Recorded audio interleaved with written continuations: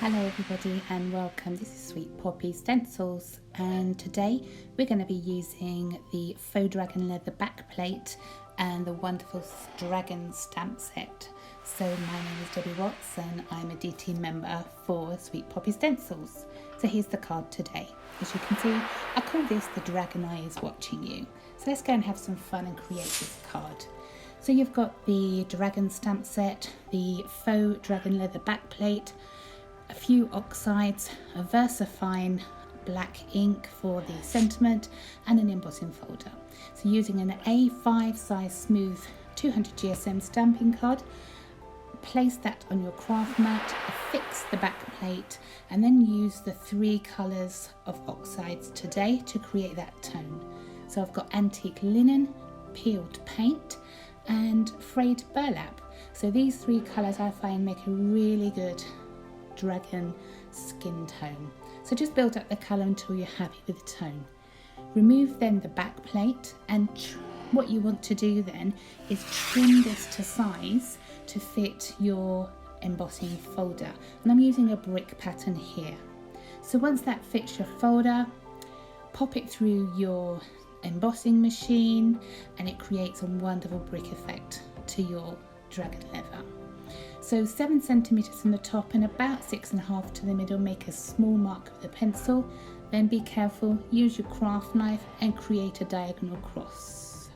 So what you want to do is colour the back of this. I've used antique linen here, and then flip back to the right side. So take a pencil and gently curl back those triangular flaps, and this gives you that peeled back.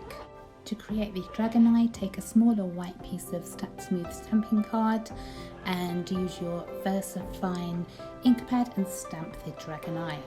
I've coloured this with watercolour pens, and I find it useful just to have a scrap of paper to test the colour before you apply it to your work. I wanted a glossy glass eye finish, so using the glossy accent, I've outlined the eyeball area and then infilled with the glossy accent, and I put that aside to dry overnight. At first it looks cloudy, but once it's dry, it will dry really clear. So once that's dry, take the antique linen and colour around that eye just to fill in the whiteness of the card. Stick this to the back of the card using double-sided tape, and you can see the eye peeping through. In the final stages, we just want to create a sentiment. This is a 10 centimeter by 4 centimeter white card distressed with antique linen, and I've stamped over with the scales in the same colour. VersaFine black, use the stencils in the stamp set and stamp these. I've then placed this on a piece of mirror card, leaving an even margin all round, and popped foam pads on the rear. And then peeled off the protective backings and stick this to the front. So the last construction, add double-sided tape to the back, pop this onto your mirror card, and then the mirror card onto your base card. So that's it. Simple, why not give it a try?